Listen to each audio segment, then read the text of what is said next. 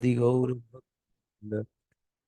हरे कृष्णा कृष्णा कृष्णा हरे हरे हरे राम राम राम हरे हरे। जय श्री प्रभुपाद की जय। अनंत कोटि वैष्णव वृंद की जय। हरे कृष्णा। हरे कृष्णा हरे। तो हम लोग पढ़ रहे हैं। मैं स्क्रीन शेयर करता हूँ।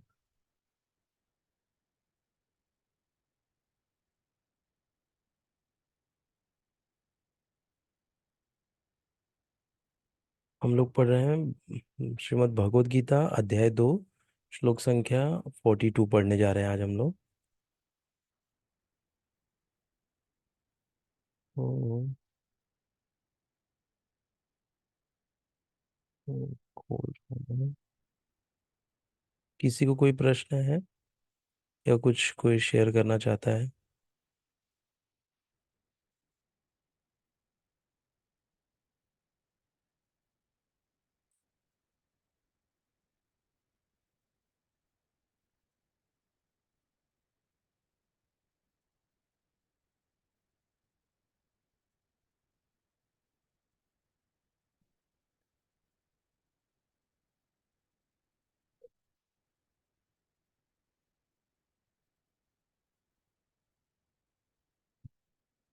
वो भगवत गीता का।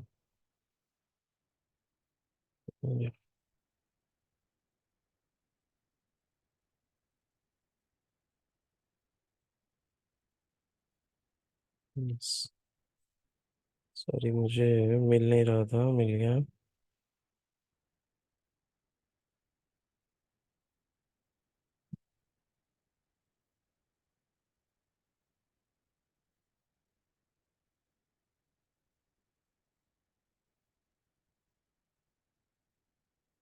ठीक, एक सेकेंड देना मुझे।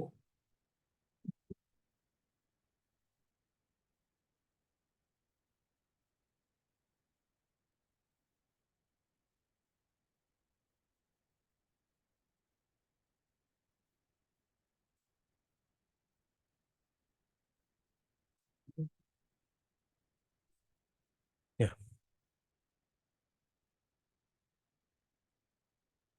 तो हम लोग ने पढ़ा था, दो इम्पोर्टेंट श्लोका पढ़े थे हमने। बहुत ही इंपॉर्टेंट श्लोका। नेहा विक्रमनाशो अस्ति प्रत्यवायो न विद्यते स्वल्पमप्यस्य धर्मस्य त्रायते महतो भयात्। हाँ, एक ये वाला हमने पढ़ा था। और आपने क्या भेजा माता जी? माया अट्रैक्ट कर रही है डिस्ट्रैक्शन से डिस्ट्रक्शन की तरफ जा रही। हम्म, कलयुग में और हम लोग जहाँ भी हैं इस भौतिक जगत में, हम लोग और क्या हो सकता है हमारे साथ, ना? तो कोई ऐसे बड़ी बात नहीं है वो, नॉर्मल चीज है। हम्म, इसलिए हमको थोड़ा सा खाली समय भागवत कथा सुनने में, पढ़ने में, श्रीमद् भागवतम, जितना भी आप अपना समय निकाल लो, आधा घंटा पौना घंटा, आपको शांति मिलेगी। वैसे, क्योंकि माया का तो काम ही है, अगर हम कृष्ण के लिए कार्य नहीं करेंगे तो माया हमको जरूरी अट्रैक्ट ही करेगी वो तो, ना? इसीलिए जैसे हम लोग कृष्ण की तरफ मुड़ जाएंगे, माया अपने आप हमको छोड़ देगी। हम्म। हम्म, इसीलिए थोड़ा प्रयास करिए। चैंटिंग जरूरी है माता जी। चैंटिंग होना बहुत ही जरूरी है। नहीं हो रहा है तो मतलब हम लोग कहीं ना कहीं मैनेज नहीं कर पा रहे हैं। हाँ, तभी चैंटिंग नहीं होती। अगर आप 2 टाइम खाना खाती हो, सुबह नाश्ता करती हो, वो क्यों नहीं मिस हो रहा है आपसे? ना, अगर वो मिस हो रहा है तो चैंटिंग मिस कर रही हो तो समझे वही बहुत ज़्यादा ही बिजी हो आप। हाँ, लेकिन अगर आप अपना प्रसादम, क्योंकि आपके लिए चैंटिंग भी जरूरी है, प्रसादम खाना भी जरूरी है। हाँ, लेकिन आपको प्रसादम खाने में मतलब, अगर आप चाहते हो वो भी करना तो वो भी हो सकता है ना। जब आप प्रसाद खाने के लिए समय निकाल सकते हो तो उसके लिए क्यों नहीं निकाल सकते हो? हाँ? तो ये सब हमारे मन के ऊपर है, हमारे ऊपर है कैसे हम मन को कंट्रोल में करके वो चीज़ हम करवा रहे हैं मन से। ना मन नहीं चाहता एक्चुअली सुबह उठ के चैंटिंग करना और ये सब करना ना, लेकिन हम मन को दबा रहे हैं, सवेरे उठते हैं मन को वो करके ना।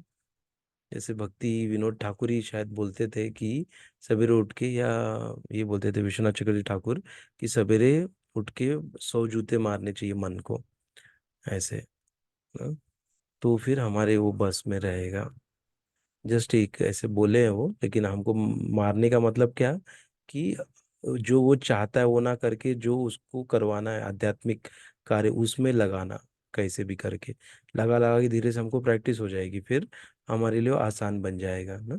मन ही हमारा शत्रु है, मन ही हमारा मित्र है ना। एक बार मन को कन्विंस हो गया भाई इसको तो अभी ये मेरे सुनने ही वाला नहीं, ये तो अभी 5 बजे 4 बजे उठ के ही मानेगा, तो मन आपको परेशान करना छोड़ देगा, आपको पता है ये तो करेगा ही करेगा, ये यही करेगा ये, ऐसे। हाँ, तो थोड़ा प्रैक्टिस में अच्छी चीजें लानी पड़ेंगी माता जी। हम्म। हम्म। मन को कंट्रोल मत करने जाइएगा, मन मन कंट्रोल करना हमारे बस का नहीं है। हमको खाली कृष्ण में मन लगाना है। हाँ, ऑटोमेटिक मन कंट्रोल में आ जाएगा। कृष्ण भगवान के चरणों में मन को लगाना, तो मन उससे ऑटोमेटिक कंट्रोल में आ जाता है। तो ऐसा है ना, जैसे वो बोले ना, मन ही चंचल कृष्ण, की मन इतना चंचल है कि मैं एक बार वायु को कंट्रोल में ला सकता हूँ लेकिन मन को नहीं ला सकता हूँ कंट्रोल में। हाँ, तो हम लोग उस उसमें मत जाइएगा कि मन को मैं कंट्रोल में करती हूँ, तो खाली थोड़ी देर के लिए ही कर पाएंगे हम। उसके बाद वो मन वापस वो भागने लग जाएगा ना, तो धीरे से उसको कृष्ण की कार्यों में, कृष्ण के चिंतन में, इसमें लगाइए, तो ऑटोमेटिक मन धीरे धीरे धीरे धीरे वो प्रशिक्षित हो जाएगा, फिर वो हमारी बात मानने लग जाएगा। और फिर धीरे धीरे हम, क्योंकि ऐसे नहीं कि मुझे ऐसा प्रॉब्लम नहीं आता है, मुझे आपसे ज़्यादा ही प्रॉब्लम आता होगा ना। लेकिन धीरे धीरे पढ़ के, ये सुन के ना, तो थोड़ा थोड़ा थोड़ा इम्प्लीमेंट करके मन भाग रहा है उसको वापस से खींच के ला रहा हूँ, और उसको जो करवाना चाहता हूँ वो करवाने की कोशिश कर रहा हूँ ना, थोड़ा थोड़ा ऐसे करके। हम्म। अच्छा, आपने प्रश्न पूछा, और ये मोस्टली सबका ही प्रॉब्लम रहता ही है। हाँ, तो इस ये बोल के मैंने मेरे लिए भी थोड़ा वो किया क्योंकि होता है कभी कभी बहुत अच्छा हो जाता है, कभी कभी चैंटिंग अच्छे से होती नहीं है। हम्म? तो प्रायोरिटी दीजिए प्लीज। मैं इतना ही बोलूंगा कि चैंटिंग को प्रायोरिटी दीजिए, बाकी काम सारे अपने आप हो जाएंगे। अगर आप भगवान के कार्य के लिए, उन भगवान के लिए अगर आप प्रायोरिटी में रखोगे, बाकी कार्य तो होना ही होना है। हम्म? बाकी कार्य कैसे होते हैं? प्रकृति क्रियमाणानि गुणे कर्माणि सर्वशः अहंकार विमूढ़ आत्मा कर्ता हमिति मन्यते। प्रकृति क्रियमाणी, प्रकृति में ऑटोमेटिक वो तीनों गुणों के कारण वो काम हो ही जाएगा ना। और प्रकृति किसके अंडर में? भगवान के अंडर में है। जब हम भगवान का कार्य करेंगे तो प्रकृति अपना कार्य करेगी हमारे लिए, वो अपने आप सब चीजें हो जाएगा। आपको लगेगा अरे मैं तो यहाँ पे बैठा था चैंटिंग कर रहा था, लेकिन वहां गया तो वो चीज तो हो गया, 5 मिनट में जाके आपका वो हो जाएगा। आपको लग रहा होगा कि अरे इतना करना है, ऐसे कैसे होगा, क्या होगा ना, मेरा तो टाइम बचा लेता हूँ, मैं जब वो काम कर लेता हूँ जाके। लेकिन ऐसा बहुत सारा चमत्कार होता है माता जी, मैजिक होता है ना, कि आपको जो काम में पौना घंटे 2-3 घंटा लगने वाला रहेगा, वो खाली 10-15 मिनट में तुरंत हो जाएगा। आप गए कहीं लाइन में लंबा लगना है, लेकिन वो लाइन आपको दिखी नहीं, बाद में आपके आने के बाद में लाइन लंबी हो जाएगी। तो ऐसे बहुत कुछ होता है, लेकिन आपको अगर हम जब को हम प्रायोरिटी में रखेंगे तो ऐसा सब हमारे साथ होने लग जाएगा। हाँ? हरी बोल। तो हम लोग चलते हैं, ये पढ़े थे हमने कि इस प्रयास में न तो हानि होती है न ही ह्रास, अपितु इस पथ पर की गई अल्प प्रगति भी महान भय से रक्षा कर सकती है ना। थोड़ा सा अगर हम करेंगे, 1 माला 2 माला, अगर जो 16 माह उनके लिए नहीं, जो नए भक्त हैं उनके लिए 1 2 3 ना, जो भी करे उसको नियमित संख्या पे, और हमेशा ना रोज करना है। मतलब ये नहीं कि आज 4 दिन किया 5 दिन रुक गए तो उसका इफेक्ट नहीं मिलेगा। इफेक्ट कब मिलेगा? जब रोज हम करेंगे इसको ना, 1 माला 2 माला रोज करना है, फिक्स करना है, 2 माला तो 2 माला ही करना है रोज तब उसका इफेक्ट हमारे जीवन में दिखेगा। हम्म। और एक क्या फायदा था कि इसमें अगर हम लोग जो भी करेंगे आध्यात्मिकता में ना, चैंटिंग बोल लीजिए, रीडिंग बोल लीजिए, तो आप जो भी करेंगे आगे का जीवन में, आप उसके आगे ही शुरुआत करेंगे ना। जैसे आपने 1% किया है, अगले इसमें दूसरे प्रतिशत से आप चालू करोगे करने का। वो बताए, मतलब कोई वेस्ट नहीं होगा आपका।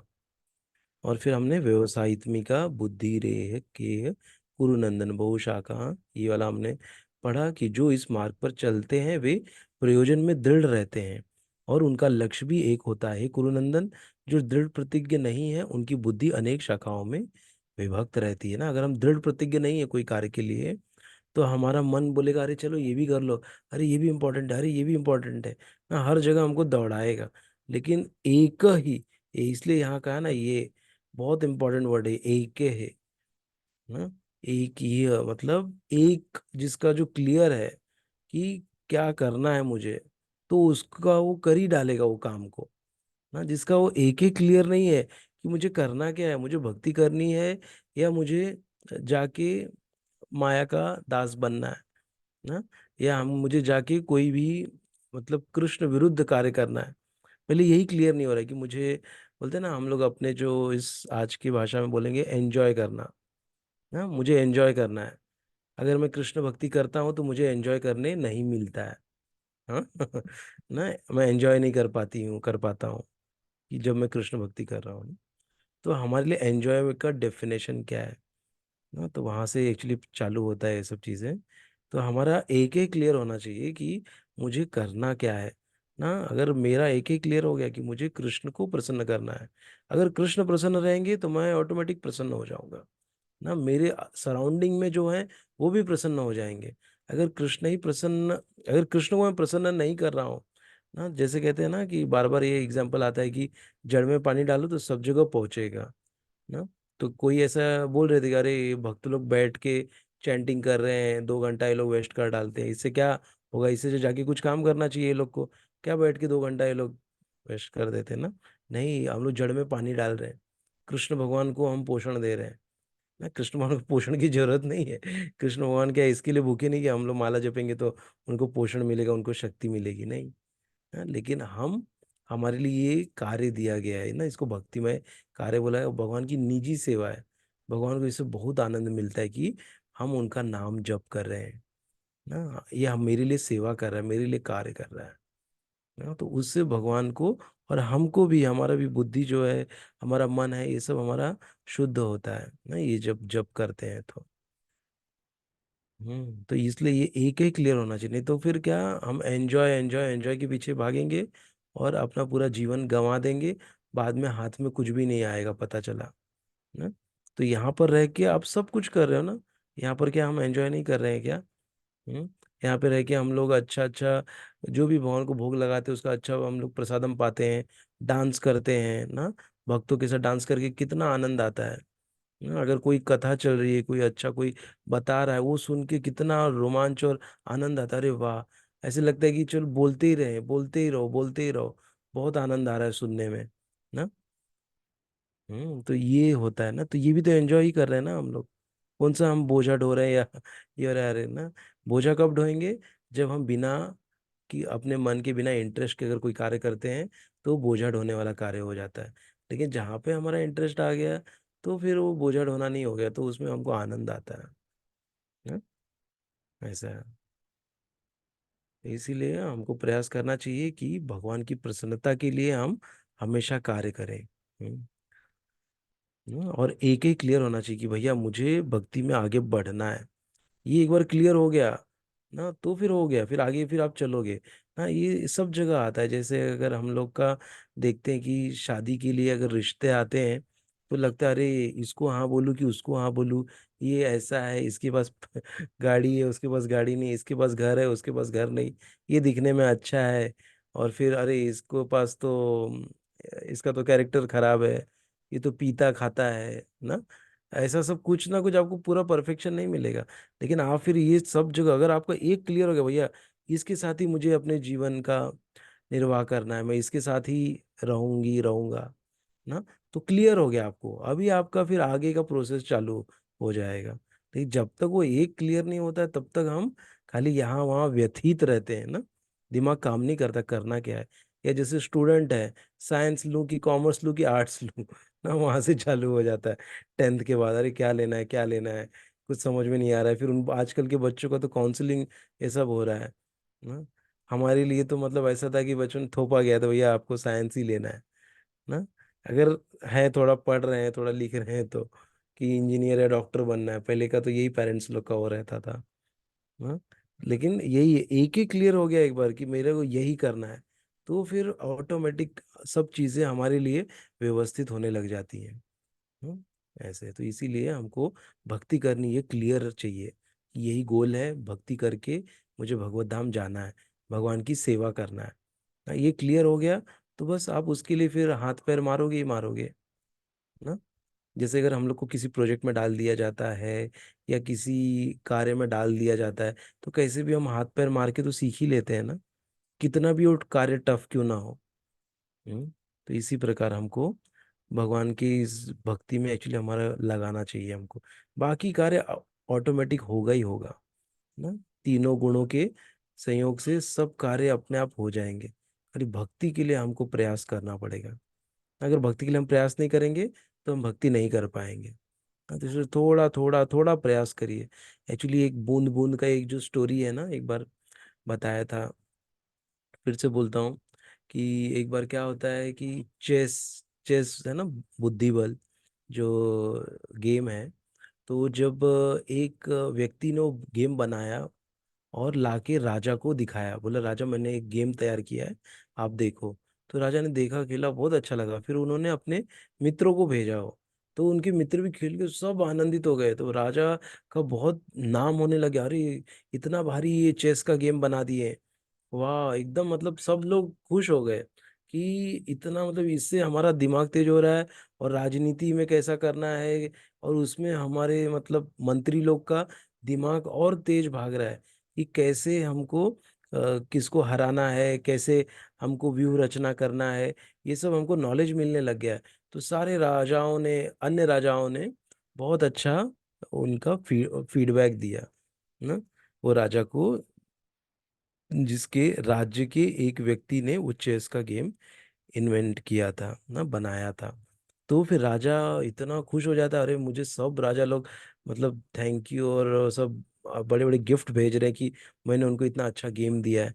तो फिर जो राजा रहते हैं उनको अपने दरबार में बुलाते हैं उस व्यक्ति को। तो व्यक्ति आता है और फिर राजा बोलते हैं कि बहुत अच्छा काम किया तुमने, और मैं बहुत खुश हूँ, आपको क्या चाहिए आप मांगो, जो भी चाहिए वो मांगो, मैं आपको दूंगा। तो वो क्या बोलता है कि मुझे सिर्फ वो जो चेस बोर्ड है, उस चेस बोर्ड के एक जो उसका जो चेक है, उस एक चेक में एक चावल, दूसरे चेक में दूसरा चावल ना, जो चेक बॉक्स रहते हैं ना, बॉक्सेस बने रहते हैं black white black white black white, तो एक में एक चावल रखो, दूसरे में उससे डबल, तीसरे में उससे डबल ना, मतलब एक रखा, फिर दूसरे चेक बॉक्स में दो चावल, तीसरे चेक बॉक्स में 8 चावल, फिर 16 चावल, फिर 32, फिर 64, ऐसे ऐसे करके 128, ऐसे करके जैसे जैसे आप आगे बढ़ोगे आप इसको बढ़ाते जाओ। तो राजा हंसने लग गया, राजा बोला क्या मांग रहे हो, मैं इधर तुमको कुछ भी मांगो तो देने के लिए तैयार हूँ, कोई राज्य मांगो तो राज्य देने को रेडी हूं मैं, और तुम ये एक चावल दो चावल और चार चावल मांग रहे हो। राजा बहुत वो हो जाते हैं, हंसने लगते हैं और बोले भाई बड़ा मांगो। तो बोला नहीं राजा साहब हमको खाली वही दो बस, वही चाहिए मुझे और कुछ नहीं चाहिए। तो राजा मंत्रियों को बुलाते, बोले जाओ भाई हंस के कि जाओ दे दो इसको जो मांग रहा है ये। तो राजा के जो मंत्री रहते हैं वो जाते हैं और एक एक चावल एक एक चेक बॉक्स पे रखने लगते, एक चावल दो चावल ऐसे करके ना, डबल डबल डबल रखने गए। तो टोटल कितने चेक बॉक्स रहते हैं, 64 चेक बॉक्स रहते हैं ना पूरे चेस बोर्ड पे।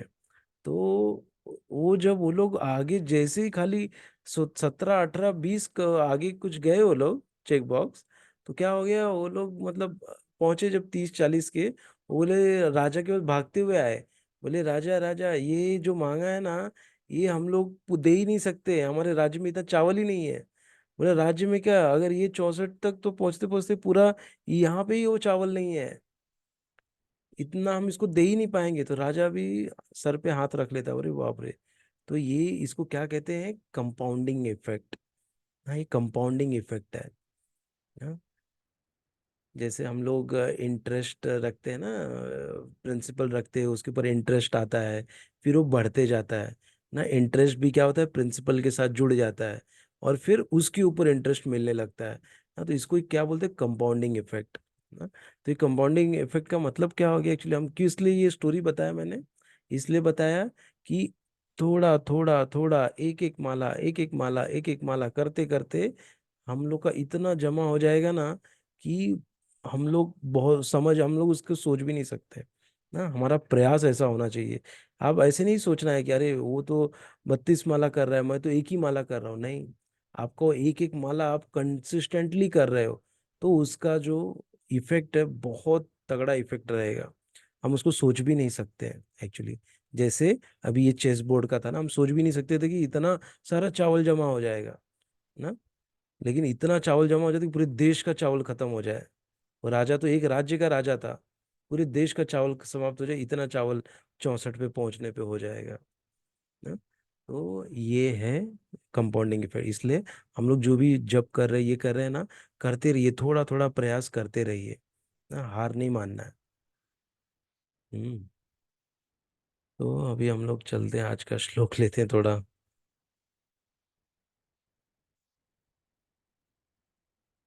देखते हैं हम लोग कितना पढ़ पाते हैं।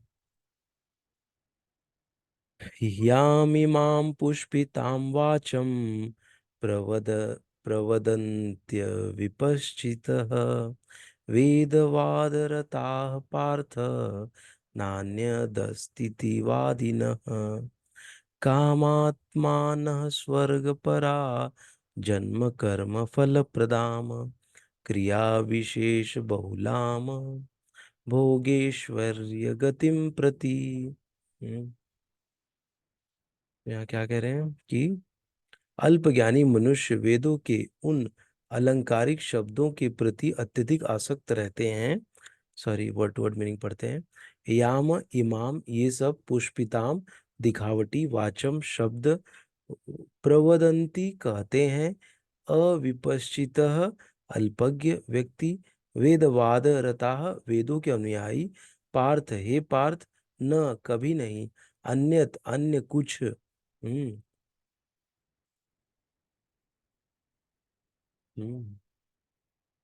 हाँ, अस्ति है इति, इस प्रकार वादिनः बोलने वाले, काम आत्मनः इंद्रिय तृप्ति के इच्छुक, स्वर्ग पराह स्वर्ग प्राप्ति के इच्छुक, जन्म कर्म फल प्रदाम, उत्तम उत्तम जन्म तथा अन्य सकाम कर्म फल प्रदान करने वाला, क्रिया विशेष भड़कीले उत्सव, बहुलाम विविध भोग, इंद्रिय तृप्ति, ऐश्वर्य तथा ऐश्वर्य गतिम प्रगति प्रति प्रति की ओर। अल्पज्ञानी मनुष्य वेदों के उन आलंकारिक शब्दों के प्रति अत्यधिक आसक्त रहते हैं जो स्वर्ग की प्राप्ति, अच्छे जन्म, शक्ति इत्यादि के विविध सकाम कर्म करने की संस्तुति करते हैं।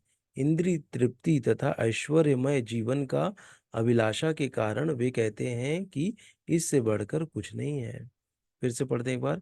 अल्पज्ञानी मनुष्य वेदों के उन अलंकारिक शब्दों के प्रति अत्यधिक आसक्त रहते हैं जो स्वर्ग की प्राप्ति, अच्छे जन्म, शक्ति इत्यादि के लिए विविध सकाम कर्म करने की संस्तुति करते हैं।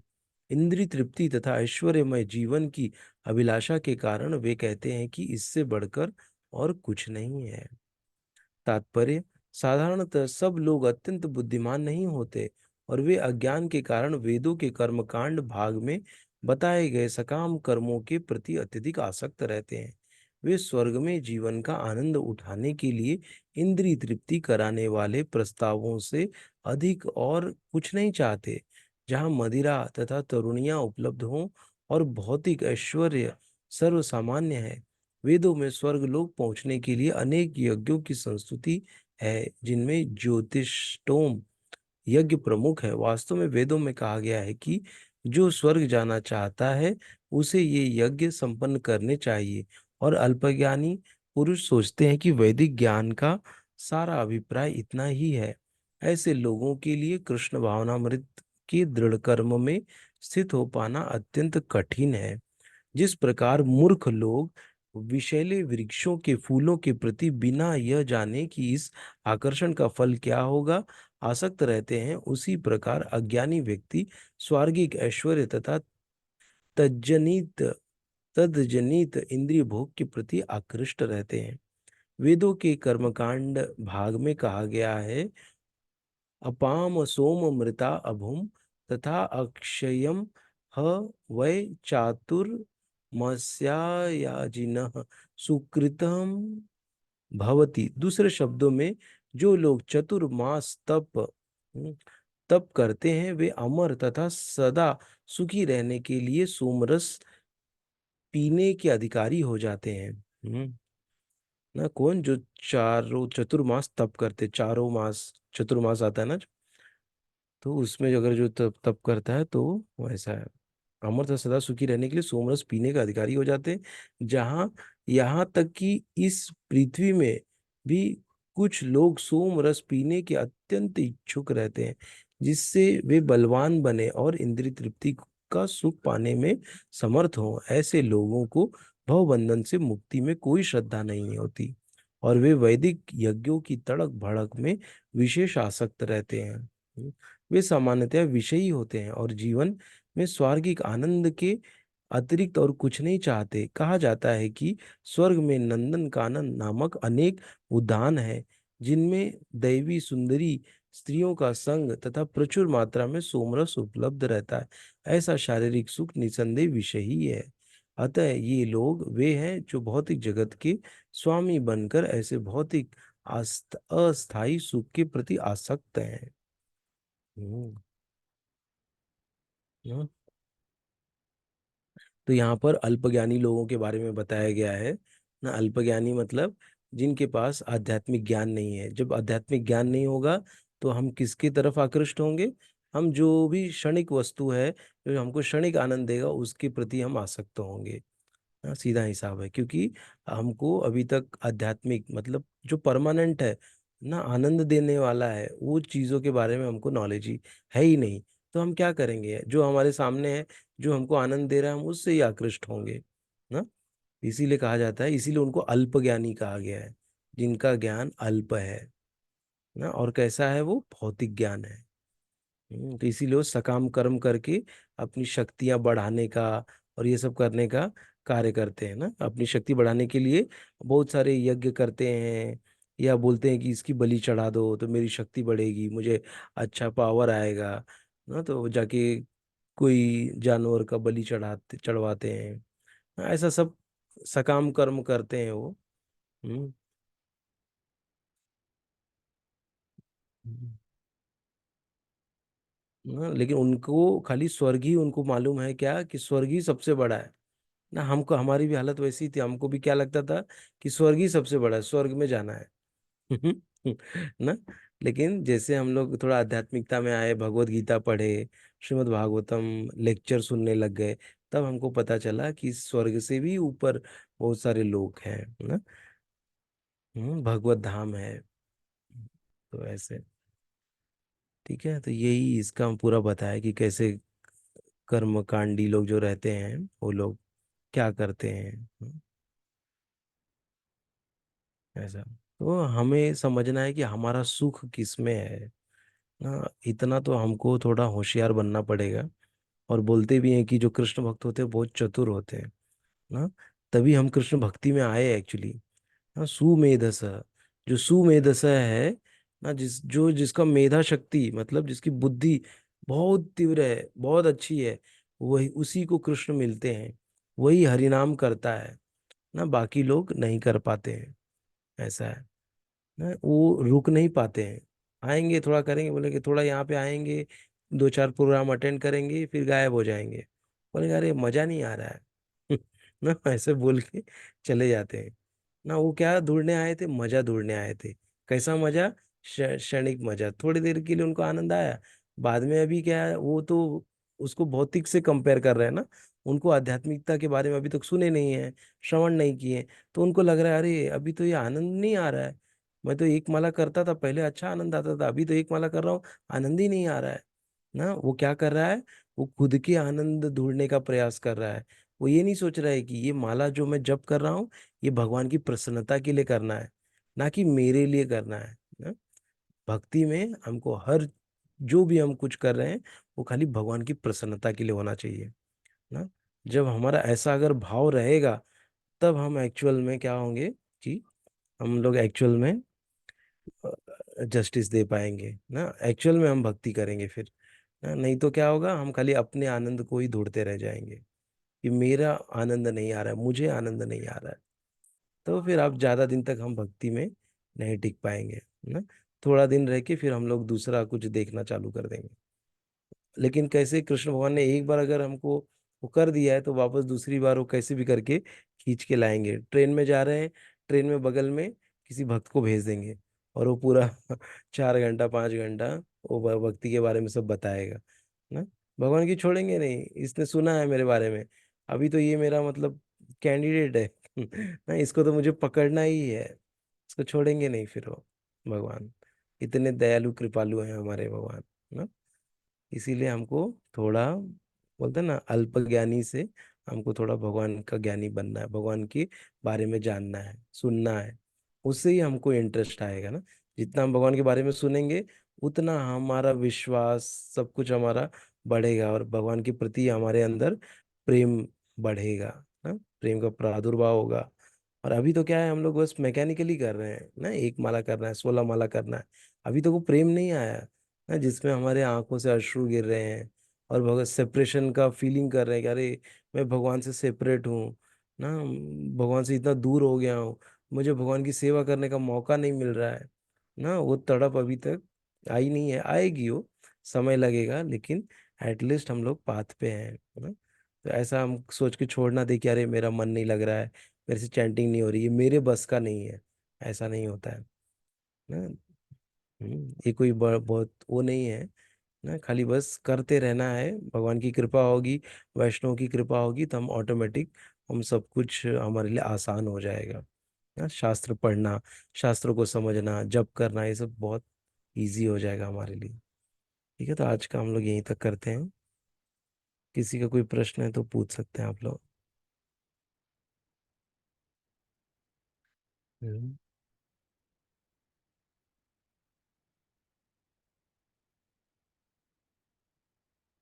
मेरा थोड़ा ऑफिस का काम था, 2 3 दिन आज भी था, आज भी कैसे तो करके निकला लेते हैं, नहीं तो गैप ज्यादा हो जाएगा। तो हम्म, ठीक है, तो हम लोग कल भी मिलने का प्रयास करेंगे। बहुत बहुत धन्यवाद आप सभी का। हरे कृष्ण, जय श्रील प्रभुपाद की जय, अनंत कोटि वैष्णव वृंद की जय। हरे कृष्ण। हरे कृष्ण। सभी को प्रणाम। प्रणाम प्रभु, हरे कृष्ण। हरे कृष्ण।